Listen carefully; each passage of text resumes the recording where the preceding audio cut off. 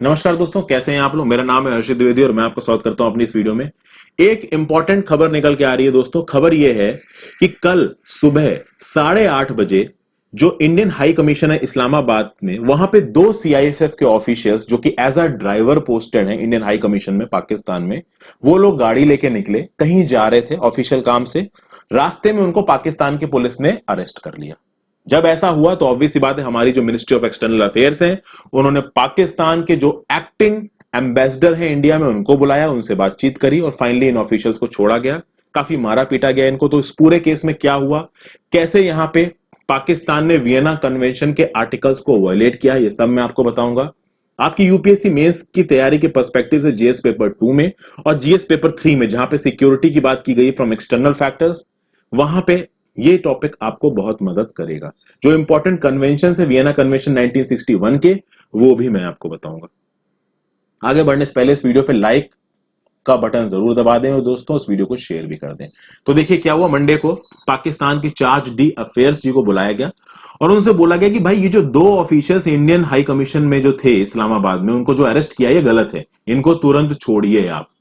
पाकिस्तान की मीडिया ने क्या रिपोर्ट किया कि भाई ये जो इंडियन स्टाफर्स थे ये गाड़ी लेके निकले, बीएमडब्ल्यू लेके निकले और रास्ते में इन्होंने एक आदमी को, एक पेडेस्ट्रियन को ठोक दिया। उस आदमी को काफी चोट लगी। उसको ठोकने के बाद ये भागने की कोशिश कर रहे थे तो मॉब ने इनको भागने नहीं दिया, मॉब ने इनको भागने से रोक लिया और इनको पाकिस्तानी पुलिस को हैंड ओवर कर दिया। पाकिस्तानी पुलिस ने अपने चार्ज में यह भी बोला है कि इनके पास 10,000 पाकिस्तानी रुपए मिले हैं फेक करेंसी, जो कि लगभग 450 इंडियन रुपीस के बराबर है। एक केस फाइल हुआ और उस केस को बंद कर दिया गया है, क्लोज कर दिया गया है, क्योंकि इन ऑफिशियल्स के पास डिप्लोमेटिक इम्यूनिटी है under article 37 clause 2 of Vienna convention. यह बात दोस्तों यहां पे कही गई। जब यह हुआ, जब ये लोग अरेस्ट हुए, तुरंत पाकिस्तान के जो चार्ज डी अफेयर्स थे उनको मिनिस्ट्री ऑफ एक्सटर्नल अफेयर्स में बुलाया गया। उनके खिलाफ एक ऑनलाइन एक प्रोटेस्ट, स्ट्रॉन्ग प्रोटेस्ट, एक डिमार्क इशू किया गया। बोला गया कि ये जो दो ऑफिशियल्स हैं इनको आपने किस बेसिस पर अरेस्ट किया है, और साफ साफ बोला गया पाकिस्तानी सीडीए को किसी भी तरीके का इंटेरोगेशन और हैरेसमेंट नहीं होगा इंडियन ऑफिशियल्स का, और इन इंडियन ऑफिशियल्स की सुरक्षा की जिम्मेदारी पूरी तरीके से पाकिस्तानी अथॉरिटीज की है। यह बात बोली गई पाकिस्तान के चार्ज डी अफेयर्स को। आप देखोगे दोस्तों 8:30 बजे ये सुबह ऑफिशियल्स निकले, ठीक है, 8:30 बजे निकले, उसके बाद ये गायब हो गए।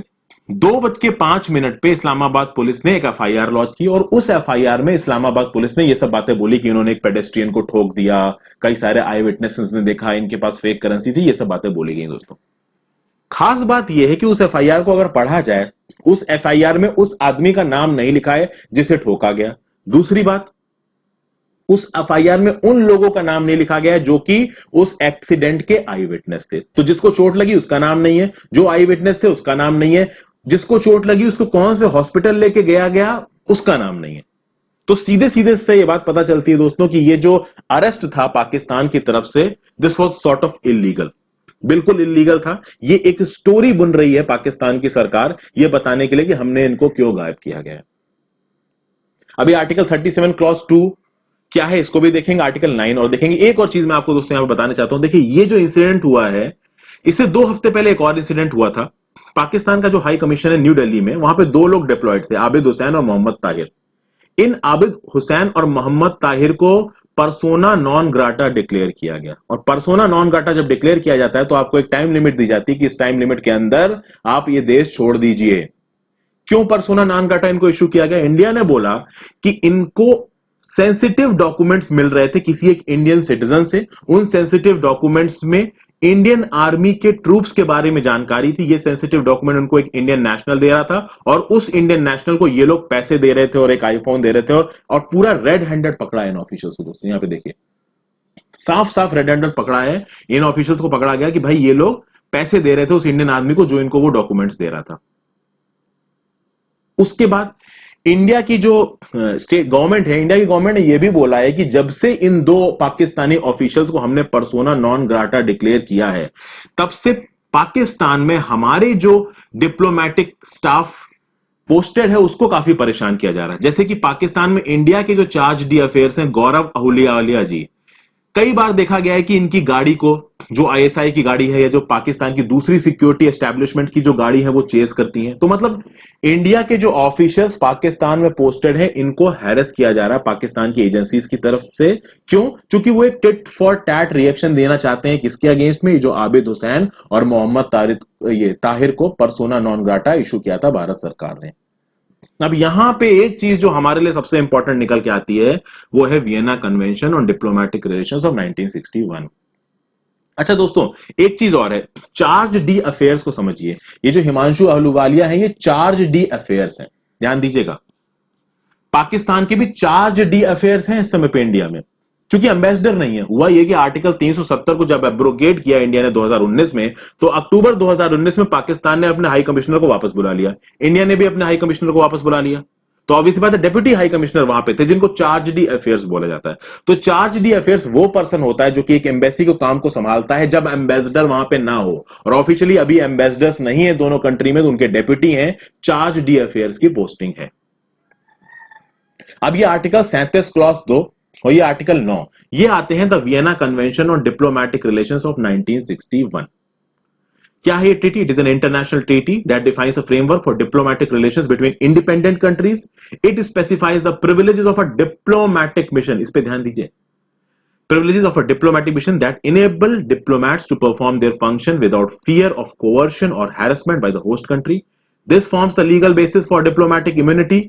Its articles are considered as a cornerstone of modern international relations. As of October 2018, 192 states have ratified it. अब यहां पे आपको एक चीज समझनी पड़ेगी, एक है Vienna convention on diplomatic relations of 1961 जो कि आपको यहां स्क्रीन में दिख रहा है, और एक है आपका वियना कन्वेंशन ऑन कंज्यूलर रिलेशंस जो कि अभी आपको दिख रहा है। जो Vienna convention on diplomatic relations है इसको साइन किया गया था 18 अप्रैल 1961 को, इफेक्टिव हुआ 24 अप्रैल 1964 को, और वियना कन्वेंशन ऑन कंज्यूलर रिलेशंस ये साइन हुआ आपका 24 अप्रैल 1963 को, इफेक्टिव हुआ 1967 में। सबसे पहले तो आपको समझना पड़ेगा कि इस वियना कन्वेंशन ऑन 1961 वाले डिप्लोमैटिक रिलेशन और एक कंज्यूलर रिलेशन वाले में क्या फर्क है। बहुत ज्यादा डिटेल में समझाने वाला नहीं हूं। देखिए, एक होता है डिप्लोमैटिक मिशन दोस्तों, एक होता है कंज्यूलर मिशन। इस्लामाबाद में जहां पे यह घटना हुई वो हमारे डिप्लोमैटिक मिशन में हुई है, यानी पाकिस्तान में जो हमारा सबसे इंपॉर्टेंट एम्बेसी है जो उनकी कैपिटल में है इस्लामाबाद में, वहां पे यह घटना हुई।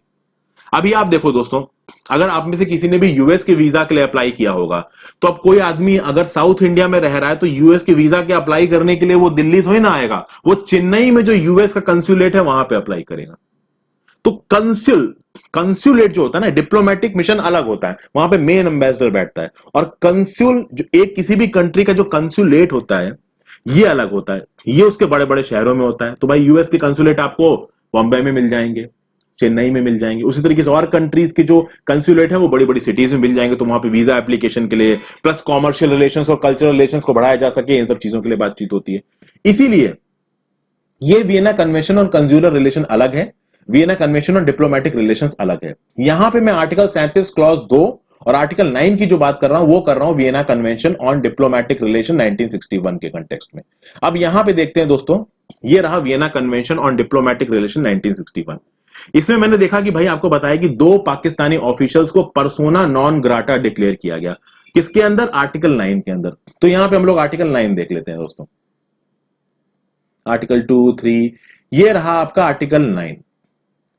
देखिए आर्टिकल 9 में क्या लिखा है, The receiving state may at any time and without having to explain its decision notify the sending state that the head of the mission or any member of the diplomatic staff of the mission is persona non grata or that any member of the staff of the mission is not acceptable। यानी कि अगर किसी member को receiving state ने, जहां पे एक दूसरी कंट्री की एम्बेसी है, वहां पे किसी भी डिप्लोमेटिक स्टाफ को अगर पर्सोना नॉन ग्राटा डिक्लेयर कर दिया तो उस स्टाफ को फिर वो जगह छोड़ के जानी पड़ेगी। और पाकिस्तान के 2 ऑफिशियल्स को स्नूपिंग के चार्जेस के ऊपर, एस्पियोनेज के चार्जेस के ऊपर इंडिया ने पर्सोना नॉन ग्राटा इशू किया था under article 9 of diplomatic convention of Vienna convention 1961।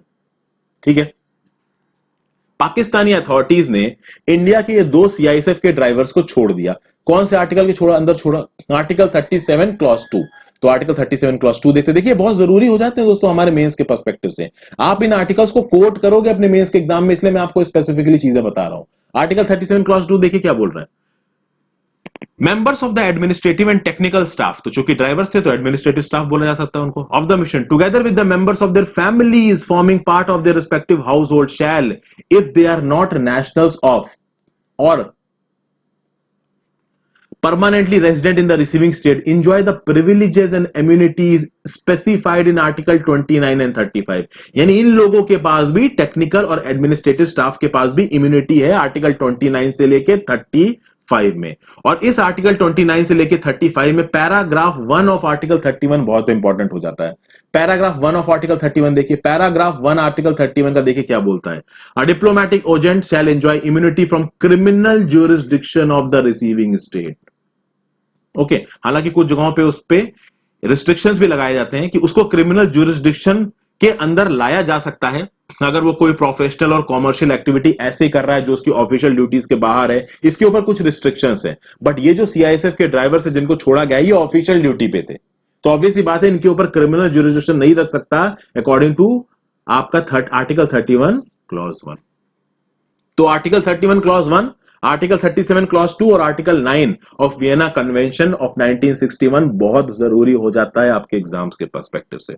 I hope मैं यहां पे जस्टिस कर पाया हूं दोस्तों, आपको कुछ सिखा पाया हूं इस टॉपिक के बारे में। पसंद आया हो तो वीडियो को लाइक मारिए और ज्यादा से ज्यादा लोगों के साथ शेयर कर दीजिए। Thank you for watching friends, have a great day.